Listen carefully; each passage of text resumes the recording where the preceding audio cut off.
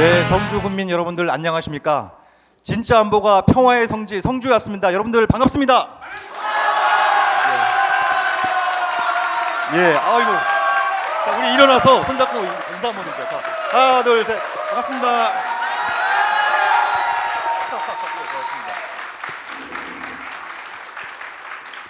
아이고, 참.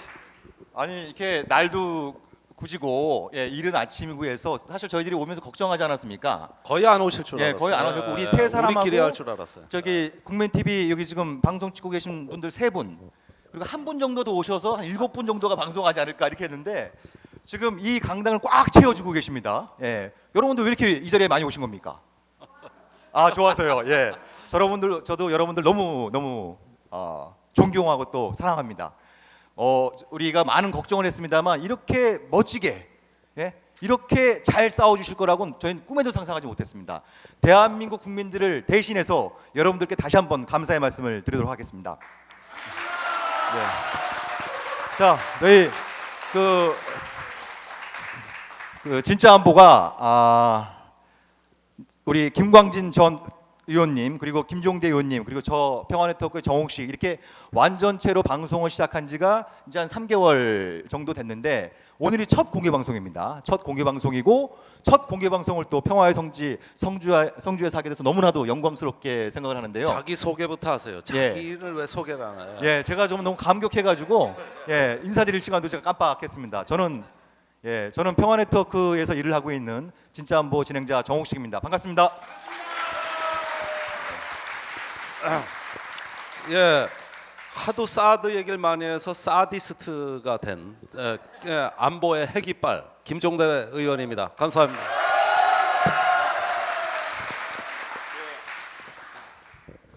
저는 대한민국 공식 백수고요. 열심히 놀고 있습니다. 김광진입니다. 반갑습니다. 자, 우리 김종대 의원께서는 여기 성주에 지금 네 번째 방문이신가요? 예, 네 번째인데 길거리에서 많이 알아보세요. 네. 예, 그래서 아까도 어떤 분이 이렇게 차 한 잔 뽑아주시더라고요. 복분자. 예. 몸에 좋은 복분자. 그런데 이 얘기 좀 꼭 해야 되겠습니다. 이제 네 번째 내려오니까 우리 약간 좀 영어 공부 좀 해야 되겠어요. 여기서 사드 그러는데 이게 원어 발음을 아셔야 돼. 나중에 이제 싸움을 잘 하시려면은 미국 사람들은 그렇게 얘기하면 못 알아들어요. 영어로는 sad입니다. sad. 그거 잘 하시잖아. sad 근데 상당히 이게, 정치적인 발언이세요. 이게 서울에 가면은 사드로 바뀌잖아요. 네. 근데 이게 성주로 내려오면 사드로 바뀐다고. 여기선 쌍시오 발음이 안 되더라고. 처음엔 내가 못 알아듣는 거예요. 그런데 sad가 사드에서 사드로 바뀌는데 왜 참외 사드세요, 그죠? 참외 사드세요. 그래서 여기서는 사드가 되는 거죠. 그러니까 우리가 이게 이제 국제화 시대잖아요. 앞으로 성주가 세계와 만나고 세계는 성주와 만나야 되니까 영어로는 sad다. 이렇게 좀 알아주시면 좋겠습니다. 네. 우리 별걸 다 김광진, 그러니까 그 사드가 한마디로 슬픈 무기란 뜻이죠. 그러니까 그 왜 옛날에 그런 팝송이 있었잖아요. 뭐 sad movie, make me cry 뭐 이런 노래 있잖아요. 구슬픈 거. 네. 사드는 나를 올리는 거지. 그래서 sad라고. 네.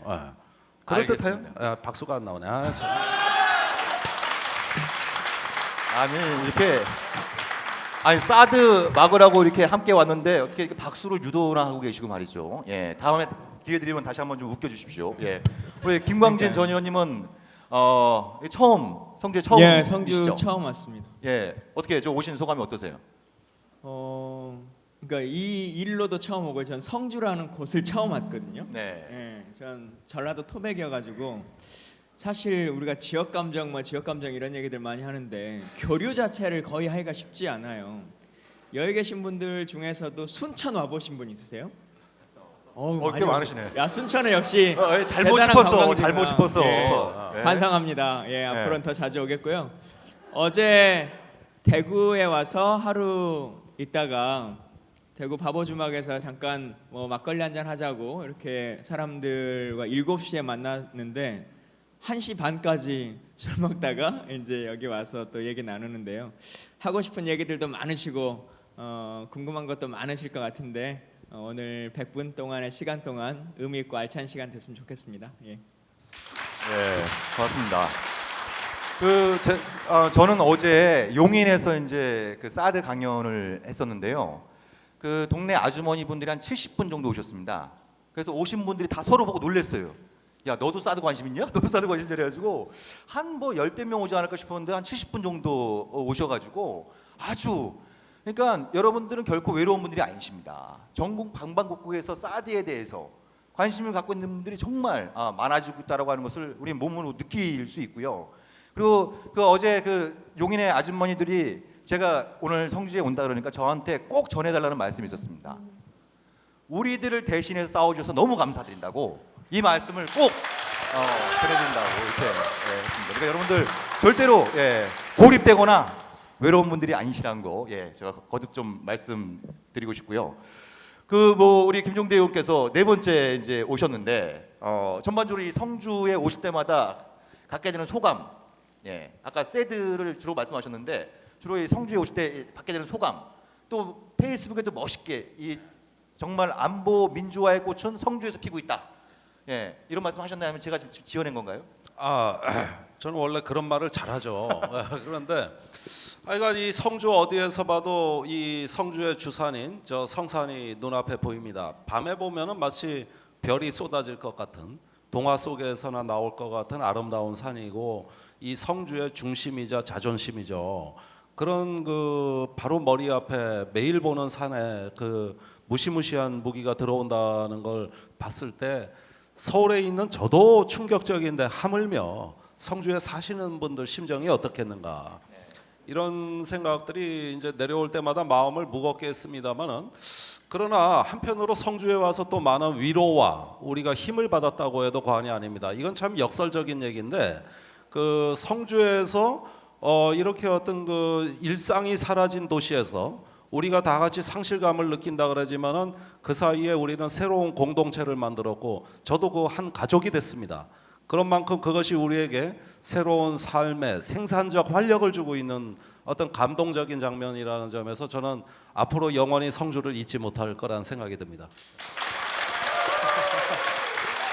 멋진 말씀인데요. 진짜 그 정치인 다 되셨어요. 이제 불과 급배지 단지 몇 개월 안 됐는데 벌써 정치인 다 되셨다, 이런 느낌도 좀 들게 되고요. 우리 김광주 의원께서 좀 어떠셨어요? 똑같은 질문을 두 번 하시고 계세요. 네. 지금. 예. 하여튼 더 열심히 해야 된다는 생각들 많이 하고, 제가 정치 4년을 하면서 항상 느끼는 건데요. 결국은 우리가 뭐 이번 논쟁 처음 시작할 때 나온 단어 중에 하나가 외부 세력이라고 하는 거잖아요. 근데 세상이라고 하는 것은 언제든 가해자가 있고 피해자가 있습니다. 근데 그 세상이 바뀌는 것은 가해자가 착해져서 바뀌는 일은 없습니다. 가해자도 있고 피해자도 있는데 그것을 바라보는 제3의 사람들이 그것에 대한 문제 제기를 해주는가, 동참해 주는가라고 하는 것에 있는 거거든요. 저희가 원래 진짜 안보라고 하는 이름으로 다니고 국방에 관한 문제 제기를 하는데, 대한민국 사회에서 인권과 관련한 어떤 많은 문제들이 발생할 때 대부분의 공간에서는 해소가 됩니다. 근데 아직도 군대의 인권 해소되지 않고 있거든요. 그게 군대여서가 아닙니다. 달리 생각해 보시면 직장 생활에서 직장 상사, 과장님이 저를 날마다 이렇게 때린다 그러면 때리는 사람도 맞는 사람도 쉽게 동의할 수 없고, 그걸 바라보고 있는 대리도 저 상사 나쁜 사람이다라고 문제 제기를 할 겁니다. 근데 아직도 대한민국 군대에서는 병장이 이등병을 이렇게 때리면 문제 제기를 잘 하지도 못하는 피해자와 가해자도 있지만 그것에 대해 때문에 문제가 해결되지 않는 것이 아니라 그것을 바라보는 일병과 상병이 아무런 대책에 대해서 논의를 공감하지 않기 때문에 그 가해자의 피해자는 끊임없이 발생하는 거거든요. 저는 사실 좀 여기 오면서 걱정한 게 있었습니다.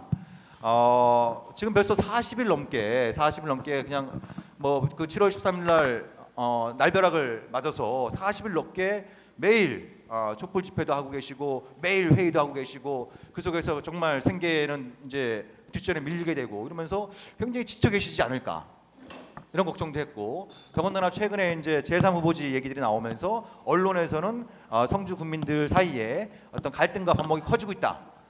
그래서 성주 사드 배치 반대는 온건파고 대한민국 사드 배치 반대는 강경파라고 희한한 또 언론에서 프레임을 걸어갖고 말이죠. 뭐 이렇게 해갖고 자꾸 이제 갈등과 반목을 언론에서 보도가 많이 돼서 그런 게 좀 걱정이 됐는데 이게 기후였군요. 이거 와보니까.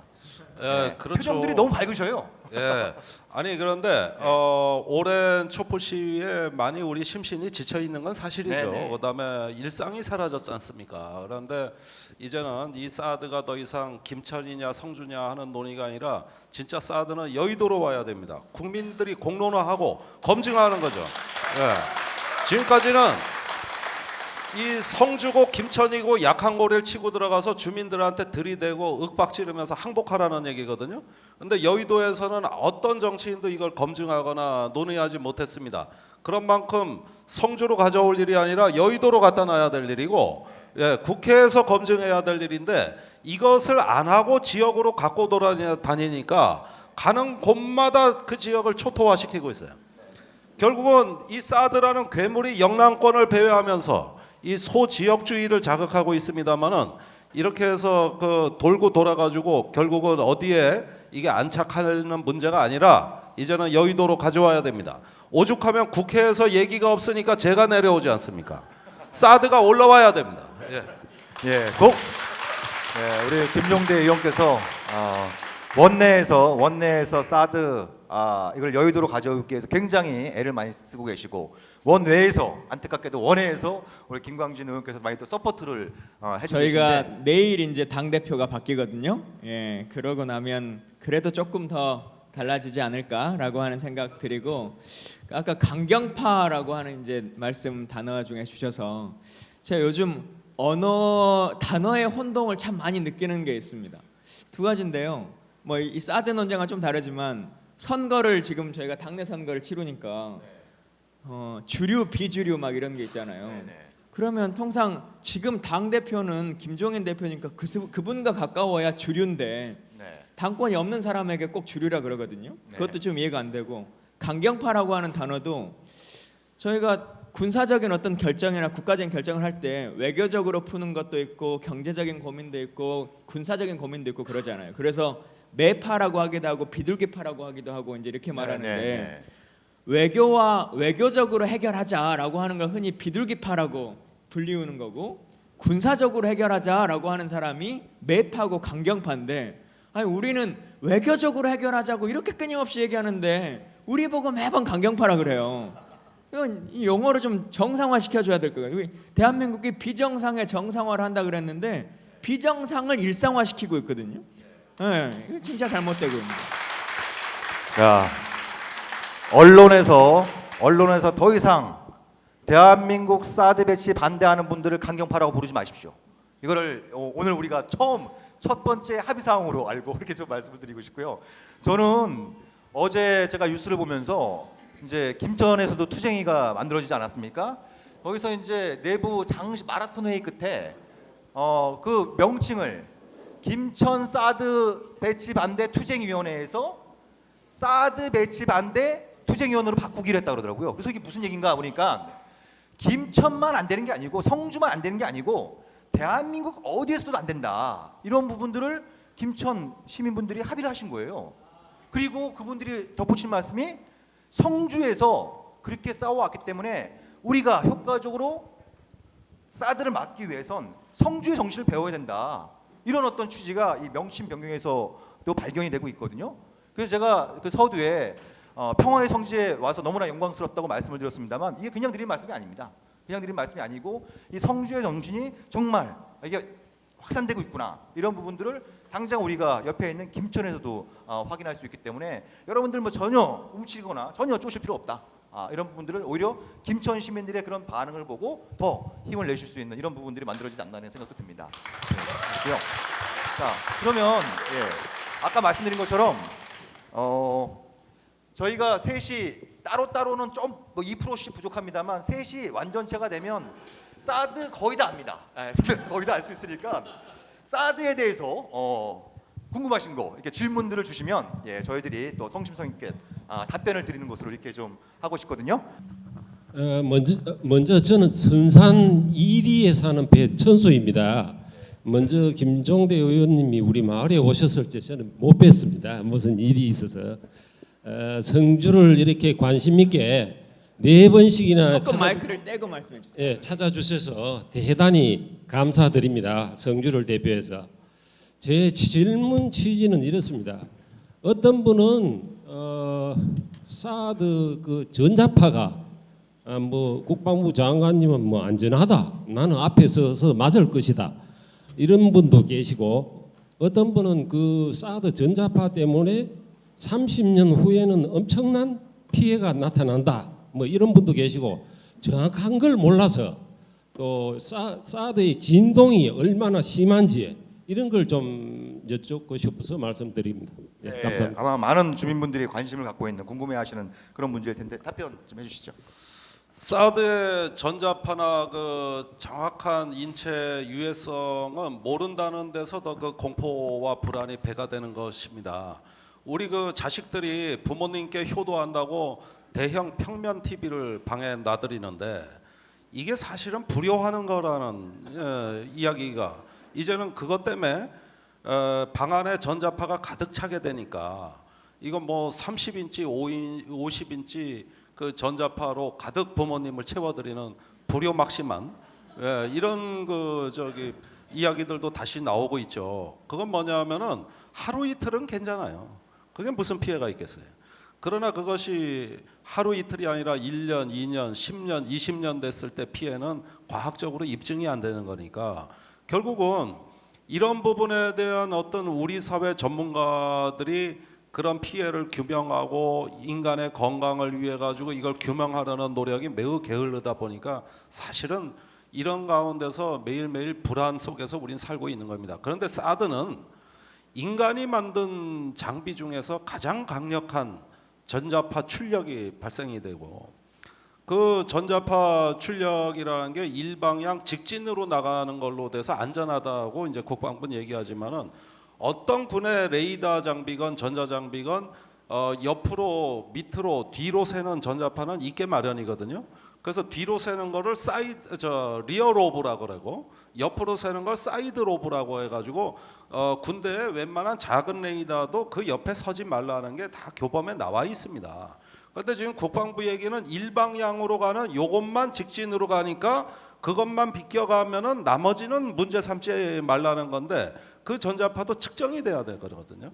그래서 이런 문제는 국방부 장관이 저기 레이더 앞에 가서 내 몸으로 실험하겠다 이렇게 얘기하실 게 아니죠. 그게 아니라 10년이나 20년 정도 그 앞에 서 계셔야 그거는 저기 실험이 되는 부분이지 한 번 거기 가서 서 있다면 저라도 서 있겠어요. 그 한 번 서 있는 게 뭔 문제가 됩니까? 여러분들은 여기서 뿌리를 내리고 계속 사셔야 됩니다.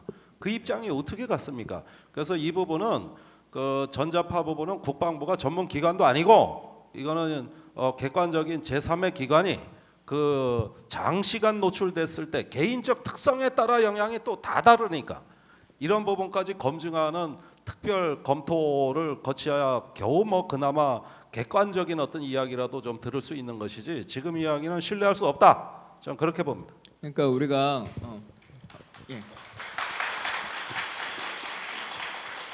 말씀하신 것처럼 뭐 이 자체에 대한 검증이 다 이루어지는 건 아니죠. 그리고 누구도 알 수는 없습니다. 그리고 예전에는 몰랐던 것이 이후에 뭐 오늘날 밝혀지는 것들도 많이 있는 거지 않습니까? 사실 뭐 요즘 고압 철선 이런 것들만 문제가 많이 생깁니다만 예전에는 그 밑에 사는 것에 대해서 아무도 문제 제기하지 않았어요. 그냥 그렇게 사나 보다라고 생각하고 살았죠. 근데 어느 순간부터는 그 밑에 사람이 못 살게 하고 사는 사람에 대해서 국가가 보상도 다 합니다. 왜냐? 안전상의 문제가 있다라고 하는 것이 증명되고 있으니까. 지금 밝혀지지 않았다고 해서 아무것도 문제가 없는 것이냐라고 하는 논쟁은 가치가 없는 거죠. 근데 우리가 하나 생각해 볼 것은 지금 저희도 그것에 대한 전문가는 아니고 향후에 어떻게 될지 모릅니다. 근데 이 최소한의 것이라고 하는 것이 있잖아요. 그 최소한의 것은 뭐냐면 제품을 파는 사람이 최소한 이 정도는 지켜줬으면 좋겠다라고 하는 것은 진짜 말 그대로 최소한의 범주일 거 아니겠습니까? 물건을 사는 사람은 뭐 우유를 먹어도 유통기한이라고 하는 것을 짧게 잡고 싶은 게 사는 사람 입장이고 파는 사람은 최대한 길게 유통기한을 써놓을 거 아니겠습니까? 그러면 물건을 판매하고 있는 로키드 마틴이나 아니면 지금 미국의 교범이나 이런 것은 최소 규정이라고 하는 거죠. 이게 맥시멈 규정이 아니고. 근데 거기에 분명하게 명시되어 있는 것이 100m와 3.6km와 5.5km라고 하는 것이 나와 있는 거지 않습니까? 그러니까 그 부분은 향후에 장기적으로 해서 더 어떤 문제가 벌어질 거라고 하는 것은 논쟁은 나중에 문제로 치더라도 당장 시급하게 고민할 때는 최소한 그 규범조차는 인정해줘야 되는데 지금 국방부는 그 규범도 왜곡하고 오역하고 일부러 그림 도표를 바꾸고 있는 거지 않습니까? 그래서 이것에 대해서는 좀 정상적으로 바로잡아야 된다는 말씀드리고 전자파의 직진성이라고 하는 것을 항상 우리가 국방부가 얘기를 하는데요. 옆으로 세고 뭐 하는 것도 참 문제지만 상식적인 걸 하나 좀 생각해보면 좋겠어요. 우리가 레이저를 쏩니다. 레이더를 쏴요. 그러면 그게 쏴서 날아가는 게 아니죠. 레이더는 어떤 겁니까? 쐈을 때 상대 거기서 맞춰가지고 반사된 것을 다시 받는 겁니다. 그래야 이 레이더가 효과가 있는 거죠. 그냥 쏘기만 계속 쏴가지고 뭐예요? 돌아오는 것을 제대로 받아야 되는 거잖아요. 근데 돌아오는 전파도 전부 다 직진성이다. 아무것도 옆으로 새지 않는다. 계속 앞으로 나가는 얘기만 하거든요. 근데 레이더는 왔다 갔다 하는 겁니다. 빔은.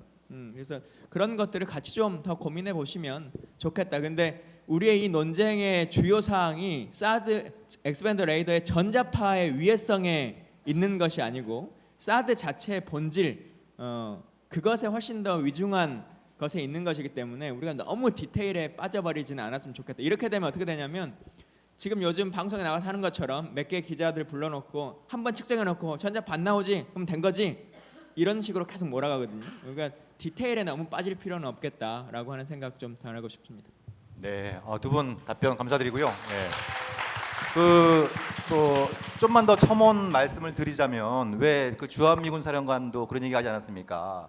전자기파가 유효하다면 어떻게 내 부하들을 바로 앞에서 거기서 훈련하고 거기서 먹고 자기 할 수 있겠느냐 이렇게 얘기한 적이 있었는데 뭐 그 자체는 맞는 얘기겠지만 그래서 이게 다른 데도 마찬가지입니다만 특히 사드 부대 같은 경우에 미군의 순환주기가 짧습니다. 예, 예를 괌해 같은 경우에도 6개월 단위로 이렇게 그 부대들을 바꿔가면서 이렇게 운영을 하거든요. 예, 그래서 6개월이나 1년 단위로 이 사드 부지에 근무하는 장병하고 여러분들이 계속 이 땅에서 사시는 분들하고 굉장히 근본적인 차이가 있을 수 있다는 거고요. 또 하나는 이게 인체에 어떤 영향을 미치는지는 굉장히 논란이 되고 있고 아직 잘 밝혀지지 않은 부분이 있겠습니다만 이게 뭐 사드 레이더든 이제 전자기파에 가장 취약한 생명체가 있습니다. 그게 뭐냐면 꿀벌입니다. 꿀벌. 예, 그러니까 지금 전 세계적으로 스마트폰이 막 확산되면서 전 세계적으로 가장 빠르게 지금 개체수가 줄어들고 있는 곤충이 중에 하나가 바로 꿀벌이라고 이렇게 얘기를 하죠. 그래서 이 성주에 이 꿀벌이 전자기파에 영향을 받으면 그게 어떤 여러분들의 생활에 어떤 영향을 줄지는 제가 뭐 굳이 말씀을 안 드려도 되는 이런 사안들이기 때문에 이게 인체 유해성뿐만 아니라 그죠? 예, 이런 이제 이게 다른 생명체 특히 이 지역 같은 경우 꿀벌 이런 부분들에 대해서도 면밀하게 검증되고 설명돼야 될 부분이 있다 이렇게 좀 말씀을 드리고 싶고요. 그리고 그 또 질문 계속해서 제가 질문 드리고 예. 싶은 것은 공유지들 같은 경우에 한국과 미국 간의 그 FTA 그 소파 협정 중에서 그 토지 공유 협정 거기에 관련해서 그게 국회 비준이 될 수도 있을지 안 될 수도 있을지 애매한 부분이 있다고 알고 있는데 거기에 대한 명확한 설명을 좀 부탁드립니다. 네, 이거는 그러니까 이제 군 소유지 말고 민간 소유지를 정부에서 그걸 갖다가 매입을 해서 미군한테 공유를 할 때 국회 동의가 필요한 건지 뭐 이런 부분 관련해서 말씀해 주시죠. 예, 그 민간인 소유지가 이제 미군에게 공유되는 방법은 대략 한 세 가지 정도가 있겠습니다. 첫째는 정부가 그걸 매입해서 공유하는 방식이 있겠는데 이거는 지금까지 미군 기지가 그런 식으로 됐습니다. 그래서 주로 우리가 구입해서 미군한테 공유해 줄 때는 예산이 책정되기 때문에 국회 예산 심사가 관여할 수 있는 이 사업에 관여할 수 있는 경로가 열린다고 할 수가 있겠습니다. 두 번째 방식은 물물 교환입니다. 미군한테 다른 토지를 주고 미군 토지를 우리가 반환 받는 거거든요. 이럴 땐 공유지끼리 맞교환입니다. 이런 방식에 의해서 그 공여가 될 경우에는 제가 보기에는 약간 법적인 그 논쟁의 소지는 있습니다만은 사실은 국회 동의를 받지 아니하고 국방부는 진행하려고 할 것 같습니다. 세 번째는 기부를 받는 방식입니다. 그런데 이 방식에 의하면은 민간인이 자기 토지를 그 정부에 그러니까 기부를 해야 되는데 이럴 경우에는 사실은 법적인 어떤 절차를 피해갈 수는 있습니다만 대신 가능성이 희박합니다. 누가 땅을 그렇게 내놓겠습니까? 사실은 또 임차하는 방법도 있습니다. 이건 일본에서 많이 벌어지는 방식이거든요. 근데 지금 그 성주의 그 골프장 경우에는 어떠냐? 저는 정부가 매입하는 게 정상적이라고 보고 반드시 그렇게 될 거라고 봅니다. 이럴 경우에는 국가 재정이 투입되기 때문에 이거는 국회에서 충분히 검증하고 예산을 승인하는 단계에 개입할 수가 있다. 또 민간인 토지를 매입해서 미군에게 공유할 때는 별도 협정이 필요합니다. 과거에 2004년에 바로 이런 방식으로 미군 기지를 우리가 공유한 적이 있는데 국회에 그 협정이 승인을 받은 적이 있습니다. 그게 LPP 협정이라 그래가지고 연합 토지 관리 계획입니다. LPP라는 게. 그래서 그런 경우에는 국회에서 동의 절차를 거쳐서 그 협정을 체결해서 했기 때문에 가장 정상적인 방법이고 이번에 사실 성주 컨트리 클럽에 공여가 된다면 그런 절차를 따라야 된다는 게 저희 입장입니다. 그러니까 그동안 우리가 LPP도 했고 용산 미군기지 옮길 때 YRP도 하고 뭐 여러 가지 예는 있습니다. 근데 모든 기지가 그러냐 또 그렇지는 또 않기 때문에 그걸 단정지어서 해야 된다 안 해야 된다가 참 애매한 부분이긴 합니다만 근데 거기에 있어서도 두 가지 사항이 있어요. 그러니까 헌법에서 국회 비준을 구해야 되는 이유를 근거로 들 때 국가의 안보상 중요한 사항의 변경이라고 하는 것일 때 가능한 거 그리고 대한민국의 재산상에 있어서 심각한 것이 초래될 때 이제 두 가지는 국회 비준을 구해야 된다. 일반적인 부대 변경이 아닐 때는. 근데 지금 사드 같은 경우는 이 두 가지가 거의 다 통용된다고 생각됩니다. 국가의 전략 차원을 통째로 이제 전략 기조를 바꿔야 되는 상황이기 때문에 이거에 대한 동의를 국민의 뜻을 대신 물어야 되는 상황이 될 거라는 것이 보여지고요. 두 번째는 예산의 문제인데 지금 국방부가 항상 꼼수를 계속 부리고 있는 것 중에 하나가 지금 이 정부는 항상 문제를 해결하는 가장 좋은 방법으로 무능이라고 하는 것을 가지고 옵니다. 뭘 물어보면 몰라서요. 그때는 내가 그걸 몰랐습니다. 아직은 모릅니다. 라고 하는 것으로 그걸 면피하거든요. 근데 사실은 정부는 정확한 입장과 자료를 근거로 얘기를 해야 되는 것인데 모른다고 해버리면 더 이상 할 얘기가 없어요. 사람이 논쟁을 할 때. 근데 마찬가지로 지금 사드가 국방부가 들어온다고 하면 사드가 이미 다른 지역에도 몇 군데 배치돼 있지 않습니까? 미국에도 있고 뭐 여러 괌에도 있고 한데 그러면 그 배치할 때 기본 설계 도면이라고 하는 것이 있을 거 아니에요. 예, 군상을 해보신 분들 알겠지만 다른 지역에 전쟁이 났을 때 대대 단위가 어느 지역으로 가면 막사는 어떻게 배치하고 연대 단위가 하면은 어떻게 배치한다라고 하는 개념도가 다 있는 거 아닙니까? 마찬가지로 사드도 어느 지역에 딱 설치를 하려면 뭐 발전기는 어느 정도의 공간이 필요하고 배치는 어떻게 하고 숙소는 어떻게 하고 뭐 이렇게 필요한다. 지휘부대는 어떻게 필요하다라고 하는 게 도면이 나와 있습니다. 거기서 기본 도면이 이제 36,000평 정도가 필요하다. 그러니까 보호구역 빼고 아예 딱 그 기지로 반 36,000평 정도가 필요하다는 것이 만들려고 하는 사람, 판매하는 사람이 생각하는 최소한의 도면 기준이거든요. 근데 성산포대가 36,000평이 안 나오잖아요. 지금 저 공간이. 예, 그러면 우리 김종대 의원이 항상 대정부 질문에서도 질문하시는데 추가적으로 얼마나 땅을 매입할 거냐, 이 성산 주민들에게 얼마나 할 거냐라고 하면 아직도 답이 없습니다. 지금 이렇게 답을 하는 거잖아요. 그러니까 부대 규모가 어떻게 될 건지에 대해서도 지금 얘기하지 않고 있는 거예요. 그게 어떤 걸 의미하냐면 땅 매입에 대한 비용도 발생할 것이고 그리고 저희가 산꼭대기가 평지가 막 그렇게 36,000평이 나오는 게 아니니까 얼마나 깎아서 36,000원 만들겠다는 건지 아니면 위에는 놓고 나머지 막사랑 뭐는 좀 땅 밑에다 다시 어떻게 짓겠다는 건지 안타깝지만 지금 대한민국 군인들이 쓰고 있는 그 막사를 미군이 들어와서 그대로 쓰겠습니까? 그러지 않을 거잖아요. 자기에 맞춰서 짓는 것이고 이 전기를 어마어마하게 잡아먹는 포대니까 발전 전기 시설이나 전력 시설을 어떻게 할 건지에 대한 비용이 추계가 돼야 되는데 지금 예산 추계를 안 주고 있는 거죠. 그래서 사실 예산 추계가 나오면 당연히 국회 비준을 거쳐야 된다는 것을 인지할 겁니다. 왜냐하면 들어가는 돈이 1, 200억 가지고 되는 일이 아니니까.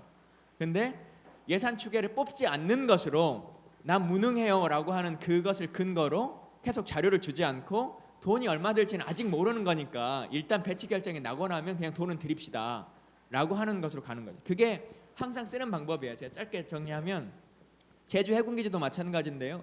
처음에 했을 때의 규모는 이렇게 그냥 하겠다라고 하고 공사를 시작하고는 이후에 하다 보니까 아파트도 하나 더 지어야 되겠고 하다 보니까 제2부두도 필요하고 하다 보니까 이렇게 갖다 붙이는 거거든요.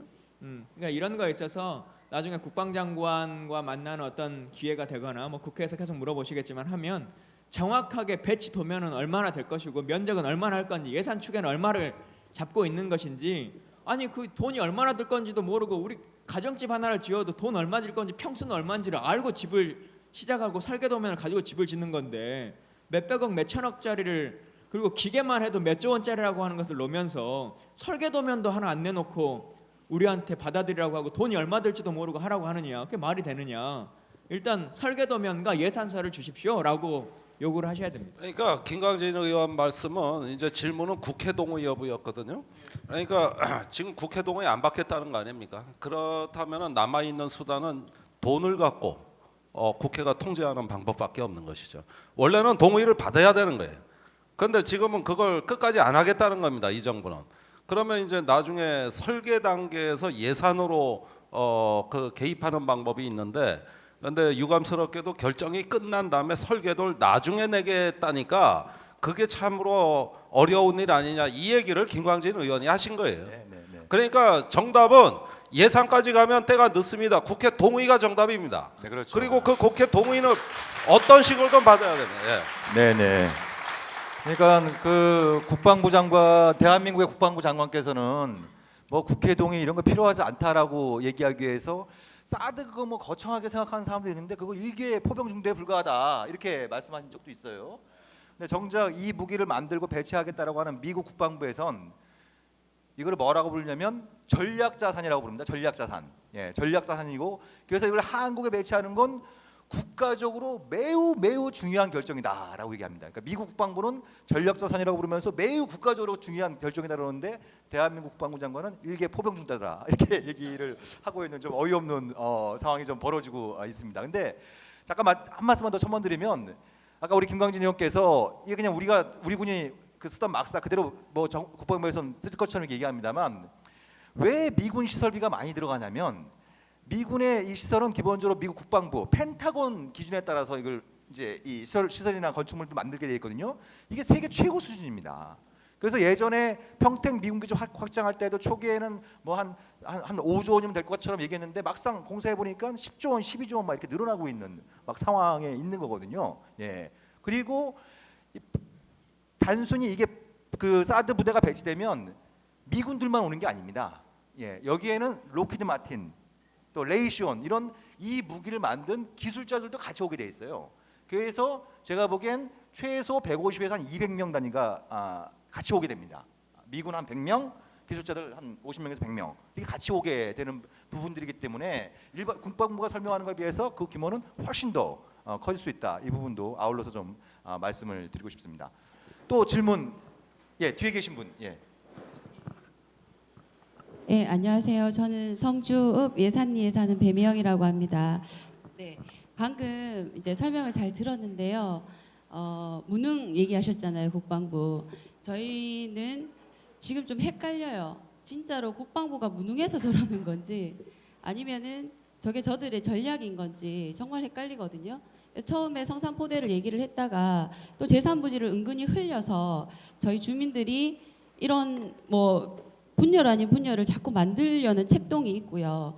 그래서 좀 알아야 될 것 같아서 여쭤보는 건데 아무래도 국방부 인사들과 접촉이 많으시고 네 그리고 가까이에서 지켜보시니까 정말 궁금합니다. 국방부가 어느 정도 무능한 건지 네 그 사람들의 실체가 무엇인지 궁금합니다. 그러니까 이 사드 문제에 관해서 국방부가 정말 잘 모르고 무능한 건지 아니면 알면서도 이렇게 좀 잔머리를 굴리고 꼼수를 쓰는 거 있는 건지 뭐 이런 취지의 질문이시네요. 한번 이렇게 비유를 해보죠. 내가 어느 땅을 매입해 가지고 건물을 올리고 싶은 거예요. 그러면은 뭐 여러 가지 그 컨설팅도 받아보고 자금도 마련해보고 이럴 수도 있는 겁니다. 그게 준비가 꼼꼼해야 되겠죠. 그런데 이 땅을 사고 싶은데 최근에 누군가 이거를 땅을 매입자가 나타나는 소문이 들린 겁니다. 그렇다면 지금 준비는 덜 됐지만은 일단 내가 빨리 가서 먼저 계약부터 하고 보자.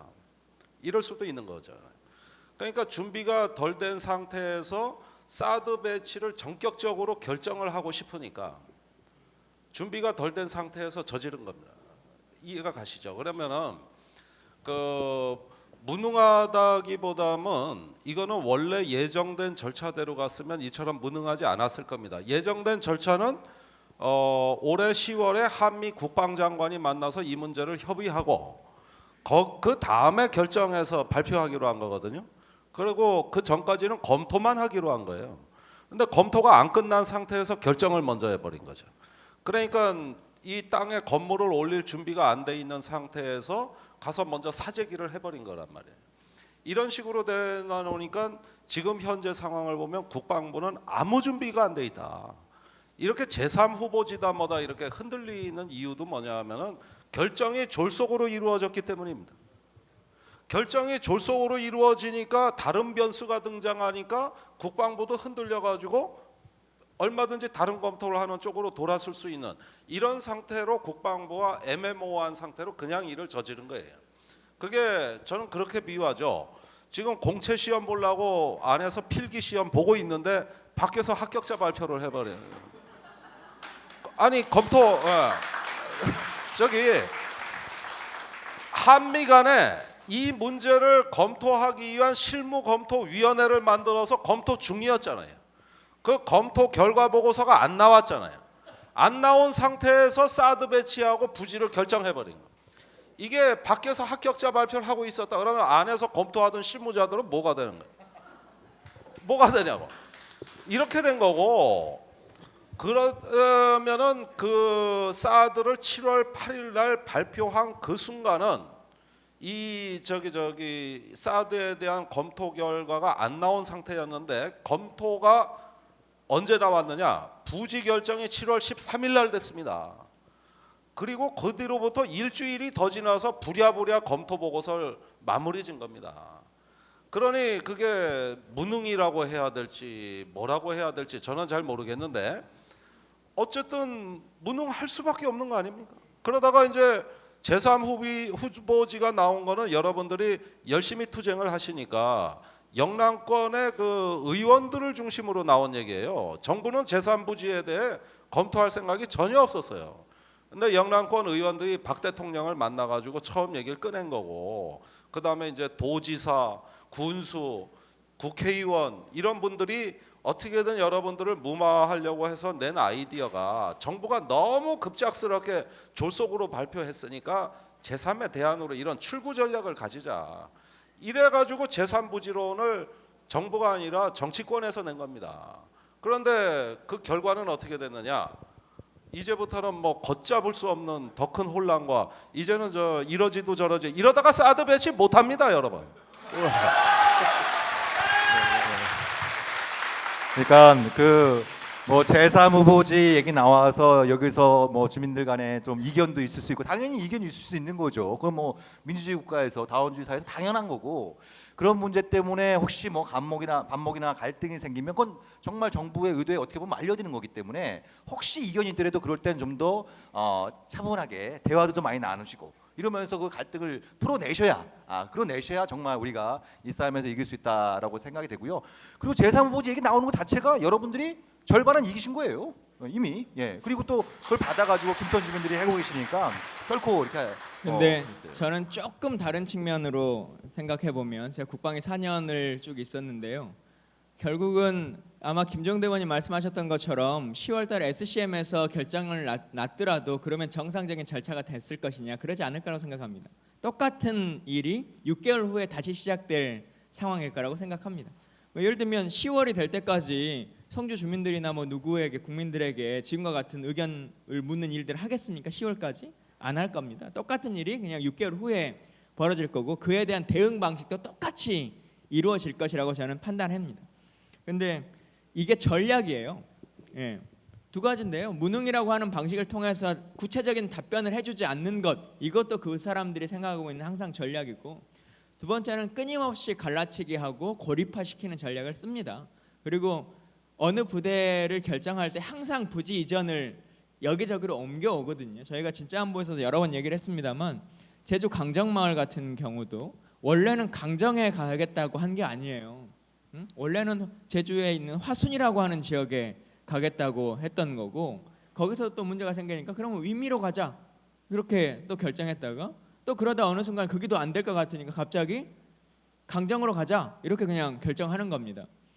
그러니까 이런 일들을 끊임없이 반복하고 그 안에서 갈등을 일으키고, 또 그렇게 되면 어떤 문제가 있냐면 아예 처음부터 강정을 딱 가자 그랬으면 제주도의 다른 지역에 있는 사람들도 합심해서 연대할 수 있는 힘이 됩니다. 근데 사람이 어쩔 수 없이 우리 지역에 있다가 온다고 했다가 딱 벗어나면 성주 시민들은 나중에 다른 데로 간다고 할지라도 또 다시 연대해 주실 거라고 믿습니다만, 기존에 생각해 보세요. 우리 지역 들어온다고 삭발했던 지역들 군수님들 많이 있어요. 여기저기 지역들. 근데 우리 지역 아니고 다른 지역 간다라고 하는 순간에 이제 우리는 안도감을 갖게 되는 거잖아요. 연대의 힘을 상실하게 되는 겁니다. 제3부지론도 마찬가지인 거거든요. 우리도 이 지역에 있었던 분들이 생각하기에는 그래 그래도 저기로 가면 조금 더 낫지 않겠나 나에게는 라고 하는 마음을 일으키게 가끔 하는 거거든요. 그래서 그 내부 분열을 만들어내는 겁니다.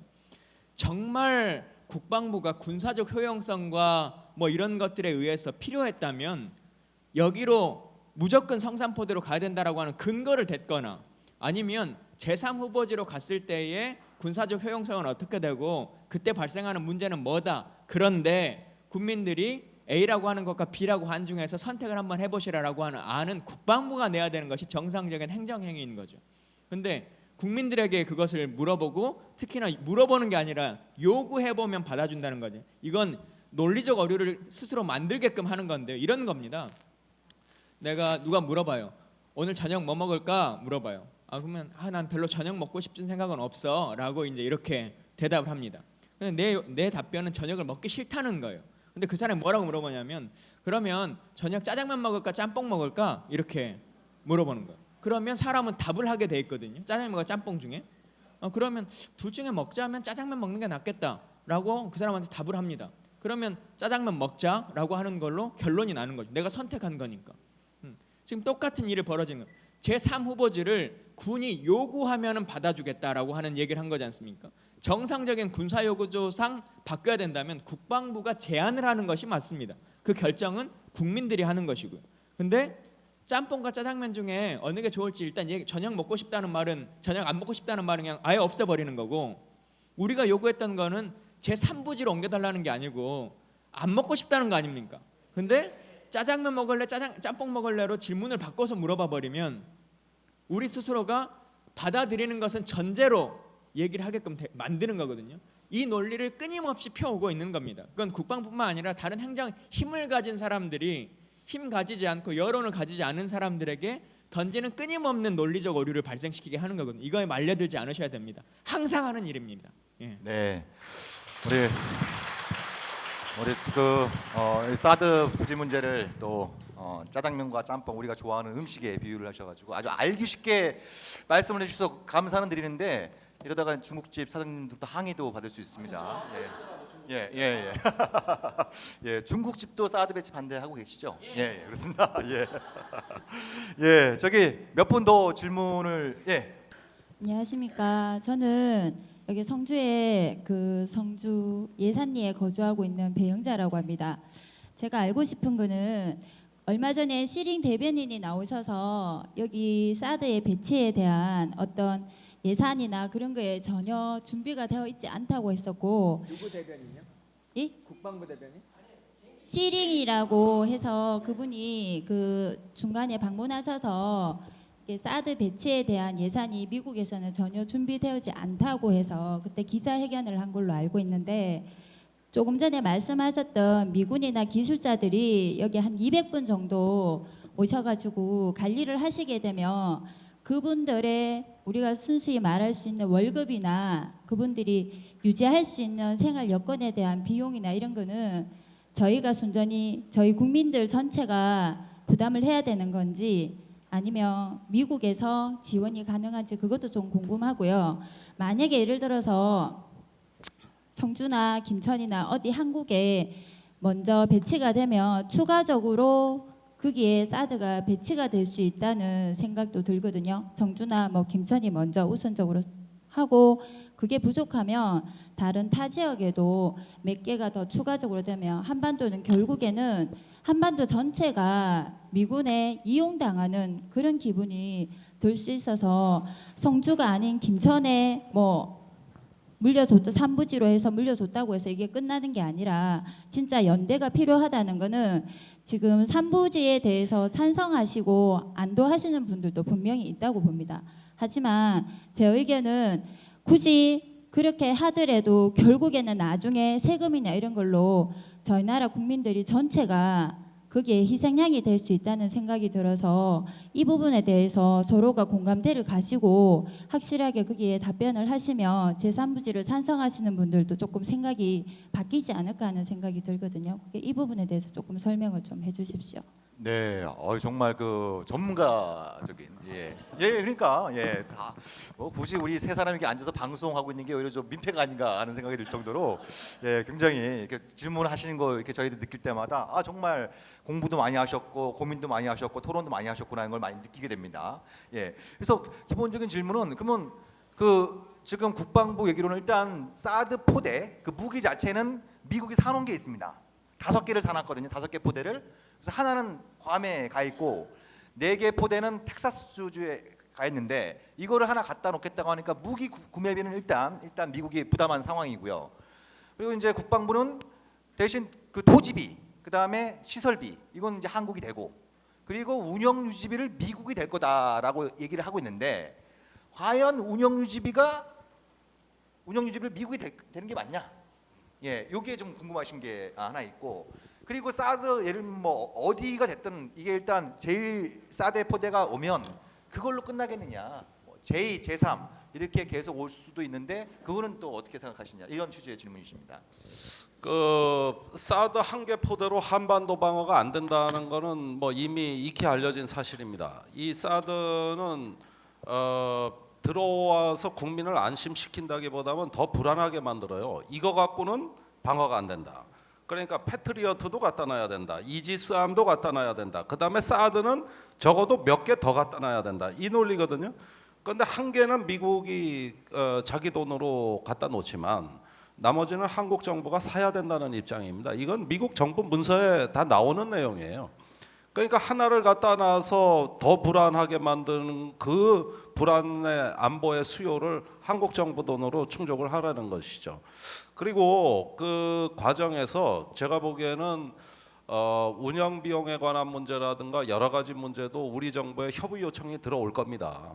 그런데 지금은 우리가 방위비 분담금에서 상당 부분 미국을 지원하고 있습니다만은 사드는 그 운영비가 얼마가 드는지 아직까지 미국 내에서조차도 이게 그 초도 생산 단계이기 때문에 명확히 밝혀져 있지가 않습니다. 다만 추정해 보건대 첨단 무기는 본래 운영 비용이 많이 들어요. 굉장히 많이 들거든요. 근데 미군한테 뭐 전기 공짜로 주고 기름 도로세 면제시켜주고 이런 거야 뭐 몇 푼 되지도 않지만은 기본이고 그런 거 말고도 이제 그 무기를 지속적으로 성능 개량하고 업데이트하고 운용하는데 상당히 많은 비용이 들 거라고는 생각이 듭니다만은 이게 얼마인지는 아직 밝혀져 있지 않습니다.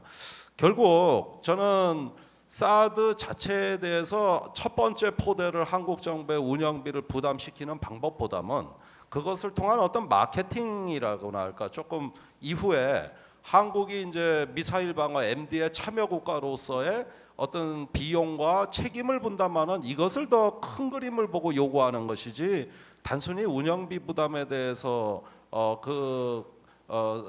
대국이 그런 부분에 대해 가지고 소소한 계산서를 뽑고 압박을 넣을 거는 생각하지 않습니다. 왜냐? 더 큰 국가 이익이 있기 때문에 그것은 한국의 MD에 참여함으로써 전략적 이익과 더 큰 앞으로의 무기 판매라는 이런 이익을 도모하려고 하는 게 본질이자 핵심인 것이지 단순히 운영비 문제는 아닐 것이다. 그리고 이미 많은 미군의 그 운영비를 우리가 방위비 분담금으로 이미 1년에 9천억 원 정도를 대주고 있습니다. 그러니까 그 돈에서도 이 사드 운영비를 뽑을 수 있는 거고요. 그 다음에 미군의 운영에 필요한 기본 인건비라든가 부대 유지비는 원래 미군 부담입니다. 그거는 또 방위비 분담금하고 상관없이 미군이 있으면 그 운영 자체는 미국이 부담하는 거거든요. 그래서 저는 그 한 200여 명 되는 어떤 그 인원에 대한 운영비라는 그런 차원은 을 훨씬 넘어선 전략적인 차원에서 이 문제는 논의되는 거니까 그거는 지금 그렇게 급박한 문제는 아닌 것 같다고 생각합니다. 일단 방위비 분담금에서 상당 부분 지출이 될 것이다. 결국 국민 세금이죠. 네. 그러니까 그 정부는 그런 식으로 얘기를 합니다. 방위비 분담금은 미국한테 쓰라고 준 돈이기 때문에 미국 돈이란 논리를 내세우는 거예요. 분명히 우리 국민들이 낸 세금을 가지고 방위비 분담금을 분담하고 있는데 그걸 다 미국한테 준 돈이니까 그건 미국 돈이다. 이런 논리로 얘기하는 경우들도 종종 있기 때문에 그리고 중요하게 또 미국이 한국한테 받는 방위 분담금이 모자란 게 아니라 남아요. 그 이자 수익만 해도 매년 수십억, 수백억을 미국이 또 이자 수익을 올리고 있는 상황입니다. 그러면 한국한테 충분히 받아갖고 돈이 남으니까 그걸로 사드 운영비를 충당을 하지. 미 의회 가서 주한미군 사령관이 가서 사드 운영비 좀 주십시오. 미 의회 이렇게 얘기해서 잘 말도 안 먹힙니다. 말도 안 먹히고 하니까 이건 제가 보기엔 거의 10중팔구 한국이 준 방위 분담금으로 충당될 가능성이 상당히 높다. 이렇게 볼 수 있을 것 같습니다. 또 여기 어르신. 최근 2, 3일 동안 이 지역에서 엄청난 편가르기 갈등 내지는 정보위원회 국회 정보위원회 위원장이자 김천 지역 국회의원인 이철호 의원 또 그 정보위원회 간사이신 우리 지역구의 이완영 의원 제가 듣기로 두 분 매우 가깝다고 듣고 있습니다.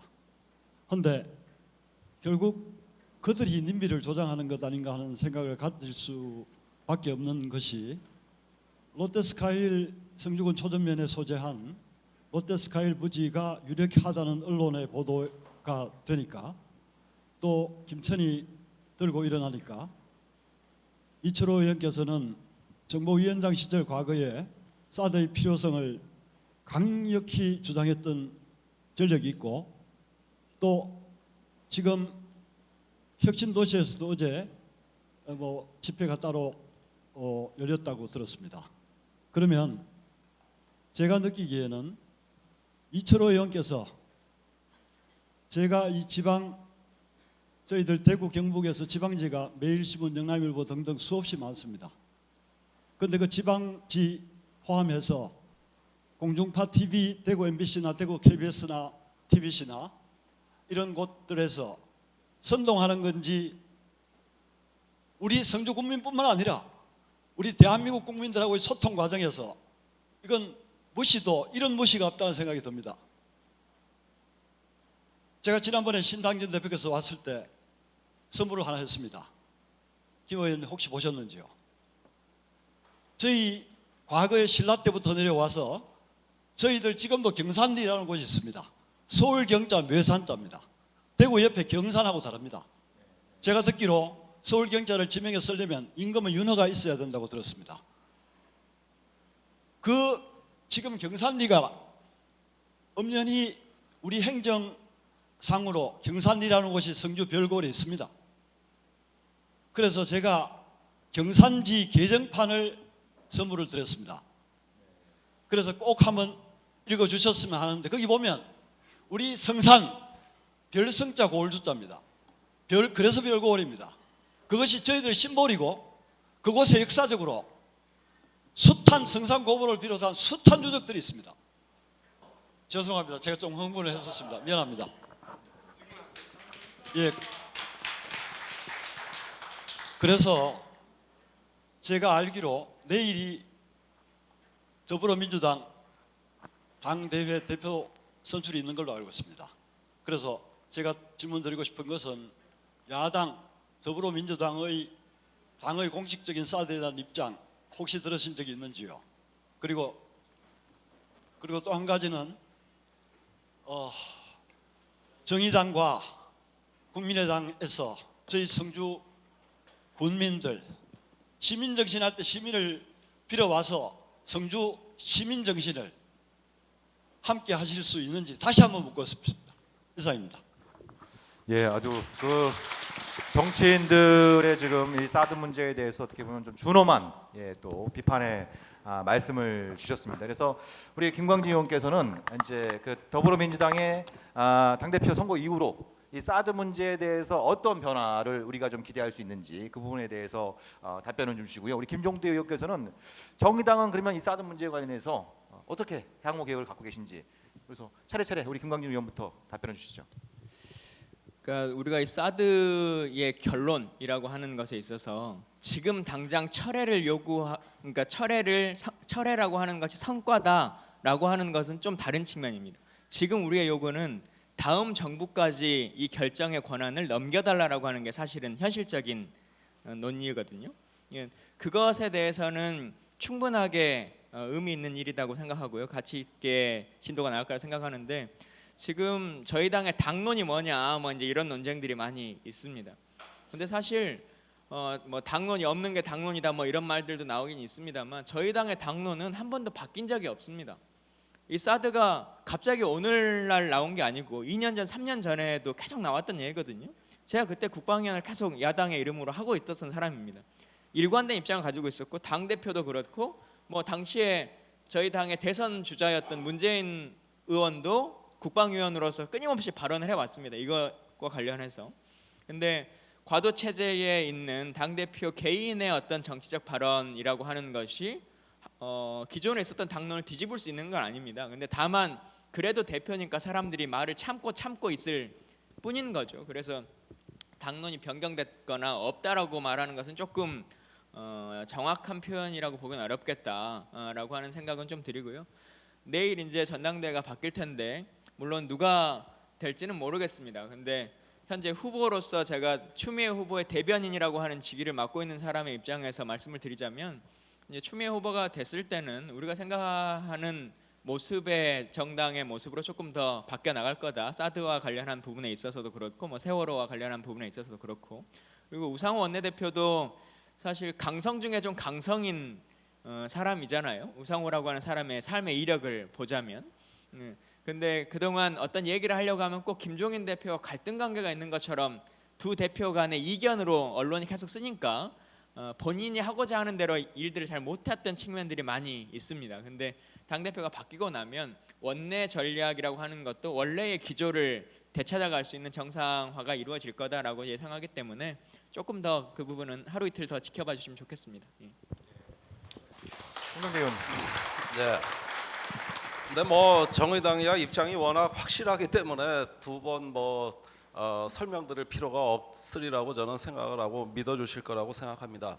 저는 그 성주에 내려왔을 때마다 만해 한용운 선생이 생각납니다.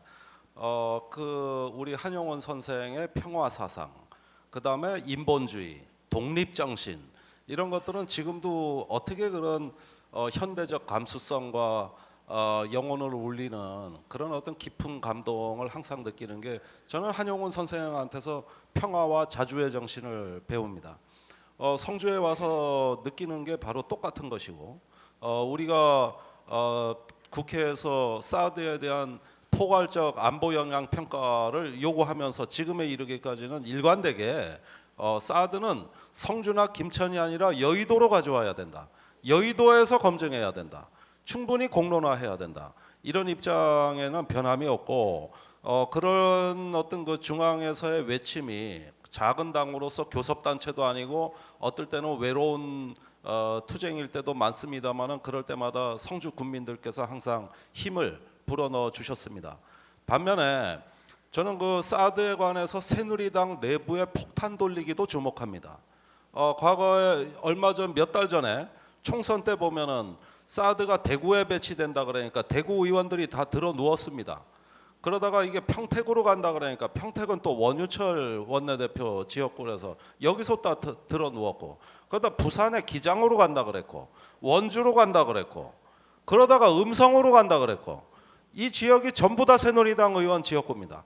그러다 보니까 선거는 다가오지 내부에서 폭탄 돌리기는 시작됐지 해서 지난 선거 때 사드가 새누리당 내에서 금기어였습니다. 금기어. 누구도 말해서는 안 되는 거였어요.